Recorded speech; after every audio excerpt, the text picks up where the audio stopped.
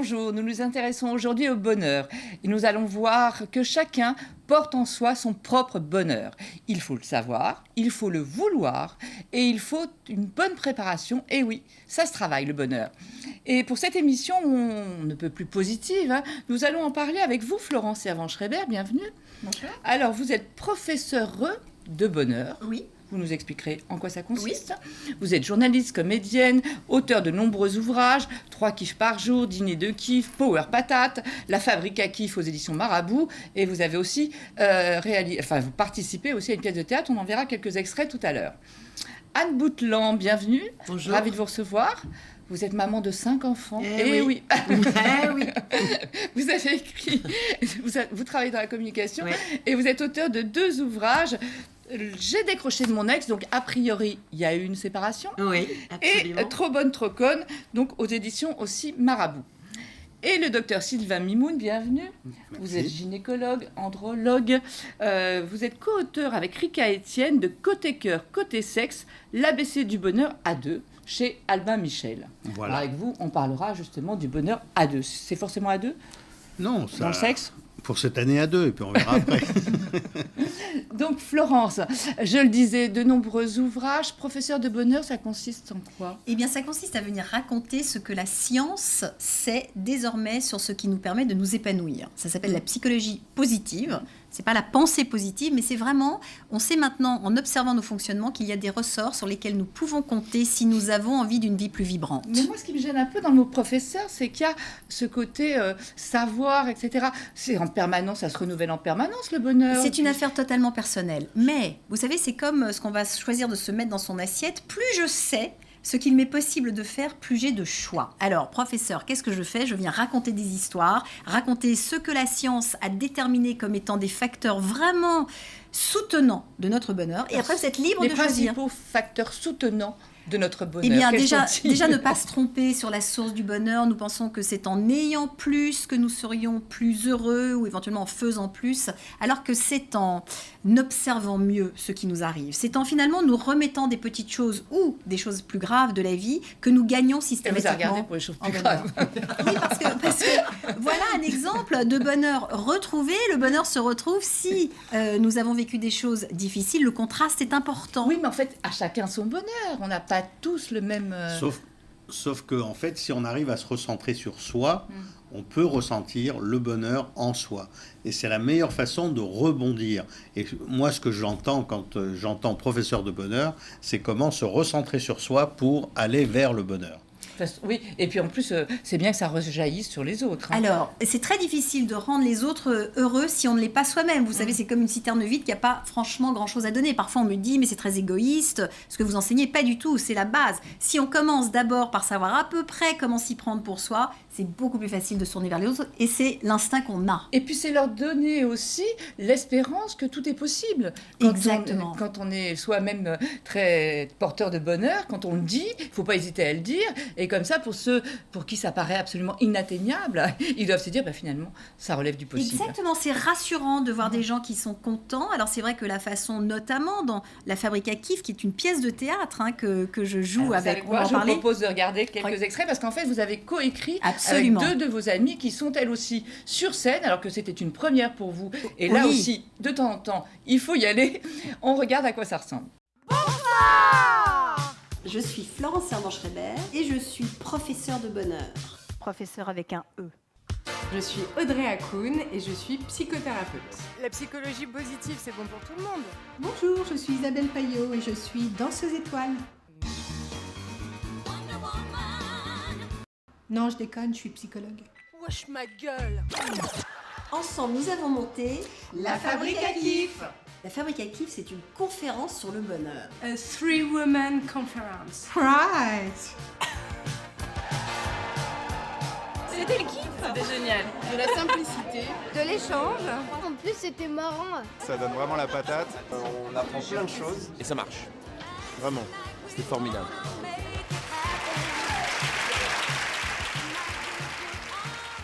Ça a l'air très communicatif en tout cas. C'est très communicatif. On voit et les gens à la sortie, c'est... ils ont appris des choses, ils ont vécu des choses. Audrey, Isabelle et moi avons choisi de faire quelque chose qui était difficile pour nous aussi, qui était de sortir de ce que nous faisons habituellement. On n'est pas du tout attendu là, c'était très difficile, ces 2 ans de travail, etc. Pendant lesquels on a énormément rigolé, déjà en le fabriquant. Et le résultat est formidable parce que les gens ressentent ce que nous ressentons. C'est-à-dire ce plaisir de faire des choses pour la première fois, de faire des choses un peu plus compliquées que d'habitude, c'est ça qui donne de la saveur. Mais vous continuez d'ailleurs. Absolument. Donc les prochains passages. Alors, non seulement nous rejoignons à Paris à partir du 16 janvier au Théâtre de l'Œuvre, mais surtout nous partons à Bordeaux. Ça y est, nous allons en province. Une vraie tournée. Absolument, c'est une vraie tournée. On commence par d'équipe. Bordeaux. Nous serons le 27 janvier par exemple, et on compte vraiment sur les Bordelais pour venir kiffer avec nous parce que c'est quelque chose que les spectateurs vivent en même temps que nous. J'insiste vraiment là-dessus. On ne vient pas juste regarder la scène. Dans votre livre que j'ai lu avec grand plaisir, La Fabrique à kiff, vous parlez de vraiment...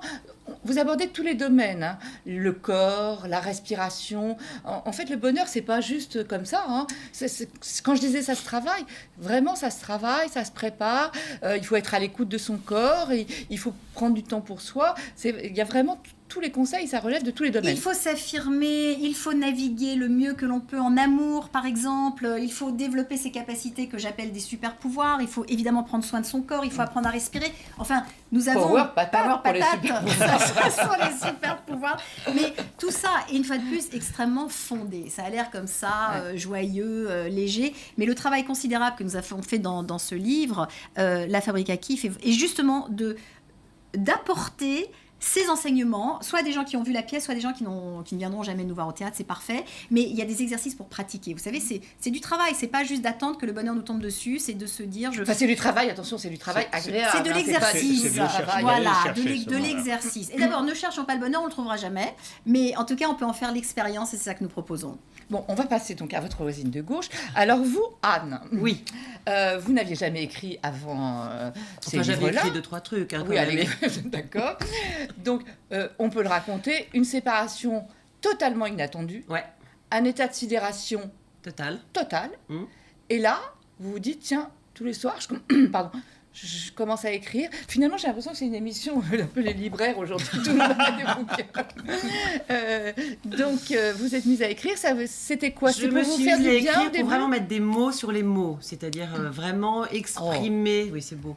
Sortir vraiment ce que j'avais au fond de moi et que je n'arrivais pas à exprimer. Je me suis mise à l'écrire. Je l'ai écrit pour moi. Et puis... à un moment, je me suis rendu compte que ça pouvait peut-être aider d'autres que moi, parce que j'ai été interviewée. J'ai beaucoup parlé avec mes copines, avec des femmes que j'ai rencontrées qui étaient dans la même situation que moi, et je me suis rendu compte qu'il y avait quand même des dénominateurs communs et que ça pouvait peut-être aider un petit peu toute cette réflexion que je menais pour moi-même. Mais on en revient au bonheur. Le bonheur, c'est aussi aider l'autre et être à l'écoute de l'autre. C'est ce qu'elle vient de dire, c'est pour aider les autres. Ça nous rend grand service lorsque nous n'allons pas bien, notamment de pouvoir nous occuper des autres aussi. Et s'occuper des autres est toujours une des clés du bonheur. Mais là, j'en ai trois. C'est pour ça qu'on est médecin. Là, j'ai 3 auteurs. Là, j'ai 3 auteurs. Est-ce que c'est pas une thérapie, finalement, l'écriture? L'écriture rend très heureux. Il y a énormément d'études là-dessus, d'exercices que l'on peut faire, ne serait-ce pour raconter des choses. Nous avons la chance d'aimer faire ça en plus. Donc forcément, ça nous fait du bien à tous les trois. Je m'avance, mais forcément. D'ailleurs, dans votre livre, vous dites se coucher tous les soirs en écrivant ce qui a été positif dans la journée, les 3 kiffs de la journée. Kiffs de la journée. Et c'est bien comme ça de les écrire, de le faire tous les soirs. Vous le recommandez même chez les tout petits enfants, de commencer très tôt. On les met au lit, on leur dit quelles sont les 3 jolies choses dans ta journée. On n'appelle pas encore ça des kiffs pour eux, ça vient un petit peu plus tard. Ça, ils l'appellent déjà comme ça. Un petit peu plus tard. Ouais, mais on le sait pas, on fait comme ça. Le sommeil sera plus profond, tout. Ça nous recadre, ça recadre le cerveau sur quelque chose pour lequel on éprouve de la gratitude. Et à ce moment-là, même ça peut, à la limite, aussi, on l'a démontré, nous soulager de certaines douleurs chroniques. Donc on revient à votre histoire, Anne. Vous avez voulu donc aider les autres, ça vous a fait du bien. Qu'est-ce qui vous a permis d'avancer ? Vous dites que ce sont vos amis, votre famille ? Oui, ma famille, mes amis. Mais pardon, à l'envers. Faire le tri aussi, c'est des périodes où on fait le tri, c'est-à-dire qu'on a besoin de s'entourer de bienveillance. Et on se rend compte que finalement, on fait beaucoup de choses, on voit beaucoup de gens qui ne sont pas forcément dans la bienveillance. Donc, il faut prendre son temps, c'est super important. Et essayer de se faire le moins de mal possible, essayer de se faire le plus de bien possible. Mais ça ne peut pas arriver tout de suite. Non, il faut du temps. Au début, Après, dans un premier temps, on est sidéré. Donc, on est de toute façon un poignard dans le bide et les bras en croix. Donc, on ne peut rien faire d'autre que y aller à tâtons. Mais ça revient quand même. Ça peut revenir assez vite de retrouver des petits plaisirs avec quelques personnes, justement. Donc, il faut savoir détecter les personnes qui vous font du bien. Bon, après, c'est très personnel. Moi, c'était mes enfants, ma famille, ma belle famille, mes potes. Voilà, mon boulot aussi, c'était important de travailler. C'est important aussi de se sortir la tête de son... Mais est-ce que vous imaginiez à l'époque pouvoir être aussi bien que ce que vous êtes aujourd'hui? Parce qu'on a l'impression, à vous écouter, vous êtes beaucoup mieux maintenant qu'avant. Bien sûr, parce que parce que j'ai fait un travail en fait sur moi-même. J'ai pris le temps de réfléchir à où je voulais aller. Voilà. Et les remises en question violentes comme celle-là vous obligent à vous poser les questions, les bonnes questions, de savoir qui on est, où on veut être. Est-ce que la place où on était au moment où on s'est pris la porte dans la tronche était la bonne place ou pas? Et donc c'est pour ça qu'il faut un petit peu de temps. Ça, c'est aussi dans Trop bonne, trop conne que vous avez écrit avec un psy, où on voit aussi tout ce cheminement. Hein. On voit que vous avez appris. J'ai l'impression que vous n'êtes plus...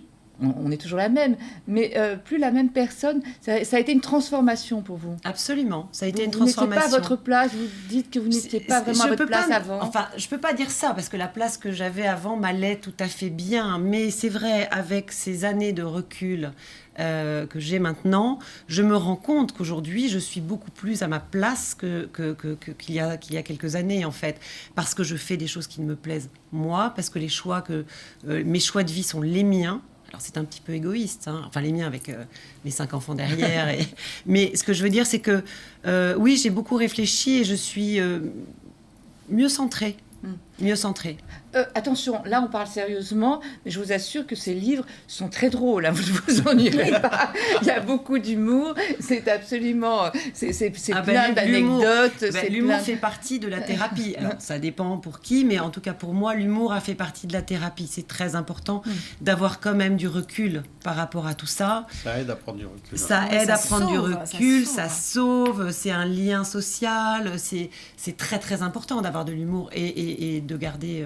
Mais quand vous dites que vous l'avez écrit pour les autres, on le comprend en le lisant, parce qu'on sent vraiment que c'est quelque chose, c'est pour vous dire, voilà, quand ça vous arrive, évidemment, c'est la fin du monde, on ne comprend pas, c'est le ciel qui vous tombe sur la tête, et après, finalement, on arrive toujours, quels que soient les problèmes, à les surmonter, on est tous résilients quelque part, oui.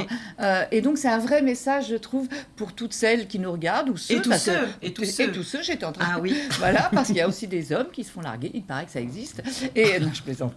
Et donc c'est un vrai joli message, on peut toujours s'en sortir. En revanche, il y a aussi un message dans vos livres, c'est il faut laisser du temps au temps. Oui, c'est important. On voudrait que ça aille toujours très vite. Voilà. Et il faut toujours... Mais... Dans la sexualité, c'est pareil, docteur Mimoun? D'autant plus, la sexualité, c'est vécu quand il y a un problème dans l'urgence. Les gens peuvent téléphoner, s'ils pouvaient à minuit, ils le feraient à minuit. Parce que c'est maintenant qu'il y a eu la panne. Ça fait du bruit.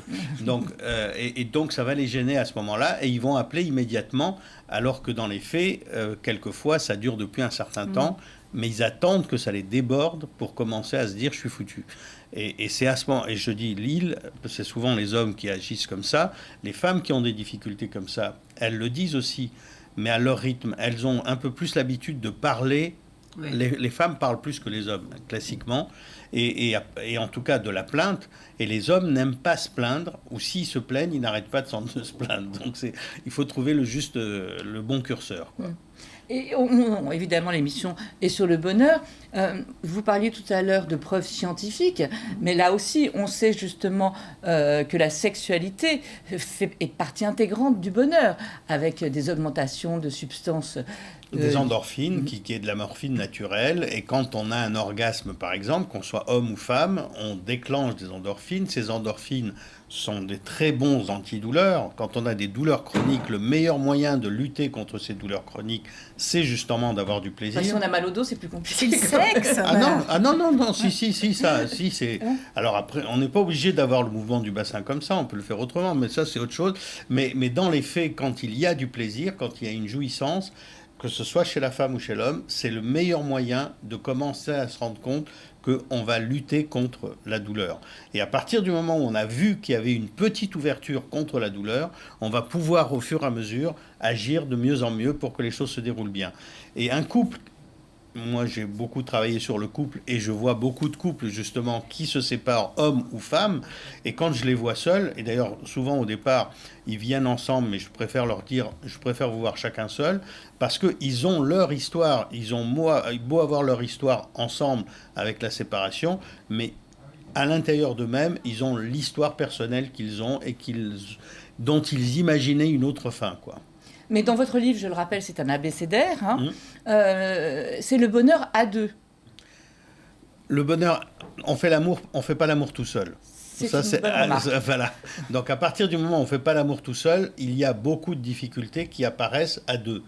Mais si on est à 3 ou à X, il y aura... Non, c'est pas ce que je voulais dire. Ce que je veux dire, c'est que c'est mieux, quand vous dites le bonheur à deux, on peut être dans le bonheur et être seul. Ça, c'est le bonheur sexuel. Vous parlez vraiment d'un bonheur... C'est la sexualité dans le bonheur à voilà. deux. C'est ça. Bon, ma philosophie par rapport à ce livre, c'est que ce qui prime, c'est le sexe.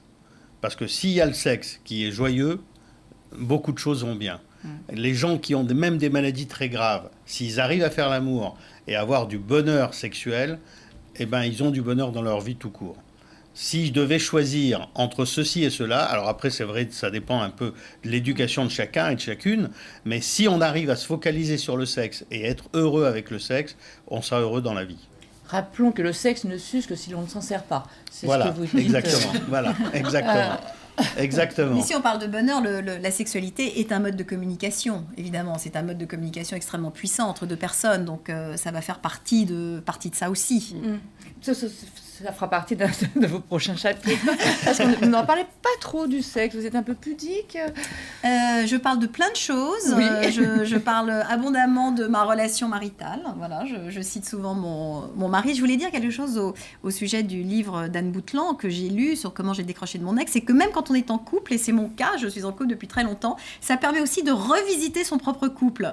En se disant, mais finalement, est-ce qu'il n'y a pas aussi des choses dans ce qui a pu se passer dans cette histoire-là qui ne sont pas des indications de ce qui pourrait ou se passer chez moi. Donc c'est même très utile pour les gens qui sont aussi en couple. Elle est en train de vous dire qu'on n'est pas obligé d'avoir été largué oui. pour lire. Exactement, pour apprendre des choses. Voilà, elle a raison. La réflexion de l'une peut servir à plein d'autres. Oui, et la vôtre aussi, puisque le sexe dans tout ça trouve sa place, évidemment. On est formidables tous les trois. Mais on a l'impression que ce bonheur, parce que tout le monde est en quête de bonheur, vous disiez tout à l'heure, il ne faut pas le chercher, mais on a l'impression, en tout cas à travers tout ce que vous avez dit tous les trois, que être près du bonheur, c'est apprendre à bien se connaître soi. Oui, c'est plus que le chercher, c'est le repérer. C'est-à-dire que si on est attentif, on va le voir passer dans sa vie et du coup on se dit « Ah !» Quels sont les éléments là qui me permettent de ressentir ça et comment est-ce que je peux reproduire ceci? Qu'est-ce qui fait que je suis dans cet état-là? Et ce ne sont pas des conditions matérielles, c'est ça, j'aurais beaucoup insisté là-dessus, c'est que ce qui nous permet de percevoir le bonheur ou la beauté d'une relation au moment où on l'a, que ce soit une relation sexuelle, que ce soit une relation d'amitié ou autre, c'est d'être très éveillé, beaucoup plus éveillé sur ce que l'on ressent là. Par exemple, là, tout de suite, moi, je me sens formidablement bien. Donc, je me dis, pourquoi est-ce que je me sens formidablement bien? Parce que nous parlons tous de la même chose, nous sommes concentrés, nous sommes contents, nous sommes joyeux. Est-ce que je peux reproduire ces moments-là? Oui, mais il y a peut-être des gens qui sont heureux quand ça va mal. Enfin, je veux dire, pour eux, c'est peut-être autre chose aussi. Enfin, quand je dis quand ça va mal, on n'est peut-être pas tous... Ah, pas du tout. Il y a des gens qui se régalent des mauvaises nouvelles. Voilà, il y a des gens qui sont... J'en ai plein ma famille, des gens qui sont absolument emballés par les catastrophes. Mais tu ne sais pas... Oui, non, pas ici. Mais c'est vraiment quelque chose qui correspond, je ne sais pas pourquoi, à leur bien-être, leur positionnement dans l'univers, etc. Donc, on ne va pas les changer. D'abord, savoir qu'on ne changera absolument personne et que personne n'aura la même conception du bonheur que nous. Les hommes ne changent pas, ils vieillissent. Et les femmes embellissent. On va dire ça comme ça, mais dans les faits, moi ce que je dis aux couples qui viennent me voir, c'est ça marche bien dans un couple s'il y a un égoïsme partagé. C'est-à-dire si chacun s'occupe de lui-même. Oui. Et si chacun s'occupe de lui-même, il va faire du plaisir, il va donner du plaisir à l'autre. Alors que s'il se focalise, lui en particulier, sur comment je vais faire pour la faire jouir, je dis laissez tomber, oubliez ça, ça va vous empêcher de jouir vous-même et c'est tout ce que ça fera. Mais ça ne l'aidera pas elle. Et d'ailleurs, vous écrivez que les femmes ont tendance à s'oublier complètement. pour l'homme, pour le plaisir de l'homme. Donc, si elle sait qu'il a eu beaucoup d'expérience, comme elles disent avant, elles se disent je suis nulle par rapport à tout ce qu'il a pu connaître, et pendant qu'ils font l'amour, elles pensent est-ce que je suis mieux que la précédente. C'est la plus mauvaise façon de faire. Et l'homme, il se dit pas ça quand il fait l'amour, il se dit pas est-ce que je suis mieux. Non, l'homme, il veut être toujours le meilleur de tous les autres. Donc ça, c'est l'éternelle question. Quand un homme sait qu'il a été trompé, la première question qui lui vient à la tête, qu'il posera ou qu'il posera pas, c'est est-ce que c'était meilleur avec lui qu'avec moi. C'est ça son vrai souci. Bon, c'est limité, mais il arrive tout à fait à prendre la distance par rapport à tout ça. L'homme arrive à prendre de la distance par rapport au sexe ? Non, par rapport au fait qu'il soit le meilleur ou moins le meilleur. Plus on pense qu'on est le meilleur, plus on peut perdre. Mais petit passage sur les super pouvoirs. Quand je parle d'un super pouvoir, qu'est-ce que c'est ? Ce sont nos qualités, celles qui nous viennent complètement naturellement. Une des choses que nous répétons, Audrey, Isabelle et moi, dans ce spectacle, dans tous mes livres que j'écris, cessez de vous comparer. Ouais. C'est-à-dire que nous sommes très bien comme nous sommes, chacun d'entre nous, nous sommes au mieux de ce que nous pouvons être, parce que c'est tout ce que nous sommes. Et ce qui nous fait du tort et grignote notre bonheur, c'est de regarder la voisine ou le voisin en se disant « mais qu'est-ce qu'il a ou qu'est-ce qu'elle a de mieux que moi ?» Quand on arrête, déjà, c'est beaucoup plus reposant. C'est déjà beaucoup moins de souffrance. Je vous rappelle les titres des livres de nos invités. Donc Florence Servan-Schreiber, qui a écrit, elle en a écrit plusieurs, mais il y a 3 kiffs par jour, Dîner de kiff, Power Patate, La Fabrique à kiff, aux éditions Marabout. Anne Boutland, Comment j'ai décroché de mon ex. Toujours Anne Boutland aux éditions Marabout. Trop bonne, trop conne. Et enfin, Dr Mimoun, gynécologue-andrologue, je le rappelle. Vous avez coécrit avec Rika Etienne, côté cœur, côté sexe, l'ABC du bonheur à 2 aux éditions Albin Michel. Merci à tous les 3. Merci. C'était un plaisir. Merci. C'était un réel bonheur, cette émission avec vous. Joyeux Noël à tous. Merci à vous de nous avoir suivis et restez en notre compagnie. L'info continue sur LCI.